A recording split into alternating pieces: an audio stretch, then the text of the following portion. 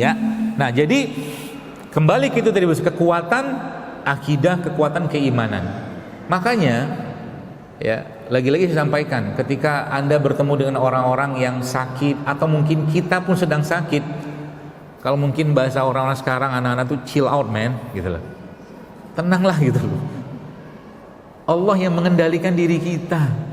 Ya, Allah yang mengurusin semua urusan kita, bahkan cuma urusan penyakit secuil itu yang enggak juga selama Nabi Ayub yang 18 tahun Allah sembuhkan, cuman Nabi Ayub itu Allah sembuhkan dengan apa? Urkut, kata Allah, hentakkan kakimu di bawah tempat tidurmu itu sehingga keluar mata air. Kan sembuhnya begitu mudah. Itu banyak kali saya temukan. Ya, pernah satu kisah, dalam satu pelatihan saya mengajar pelatihan tentang herbal gitu-gitulah. Ada yang cerita ke saya begini, dia bilang begini, "Dok, terima kasih ya." Bukan terima kasih, dia cerita tentang pengalaman dia lah gitu kan. Bapaknya atau ibunya saya lupa itu. Jadi mereka tuh sampai pada titik masalah ginjal, seingat saya lupa penyakitnya apa, tapi intinya dia bilang begini, kita sudah sampai pada titik kepasrahan sepasrah-pasrahnya, kata dia begitu. Lalu apa yang terjadi? Tiba-tiba entah kayak gimana, dia bilang, kami tuh melihat depan rumah kami itu ada pohon kelor. Terilhamkan gitu kan, minum rebusan daun kelor.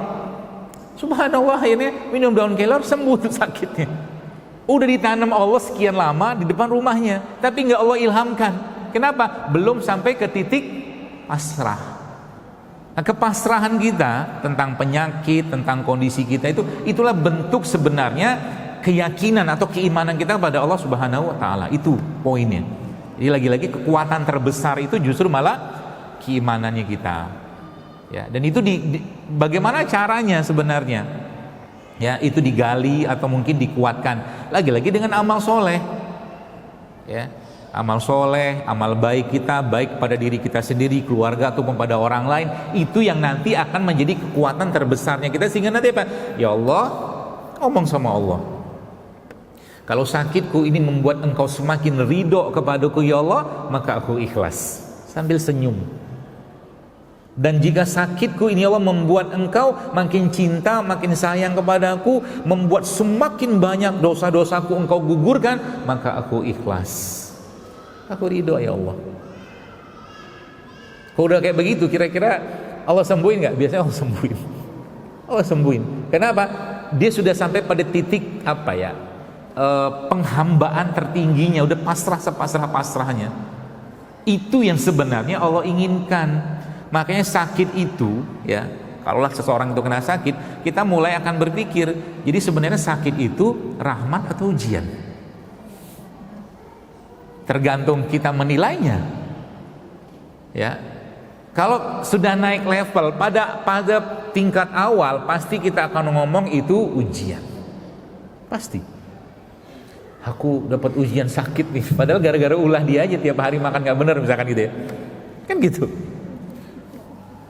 Tapi nanti udah naik imannya, ya, naik kepahaman ilmu tentang agamanya, maka apa yang terjadi? Katakan, baru saya sadarin ternyata saya bersyukur sekali dikasih penyakit itu. Itu yang Allah inginkan. Ya, makanya kan kita sering dengar hadis Nabi menjelaskan bahwa urusan seorang mukmin itu mengagumkan, kata Nabi. Dapat nikmat dia bersyukur, dapat ujian dia bersabar, itu aja. Dan membuat dia tenang setenang-tenangnya. Itulah iman, itulah akidah, itulah keyakinan kita pada Allah. Apa mau dikhawatirkan?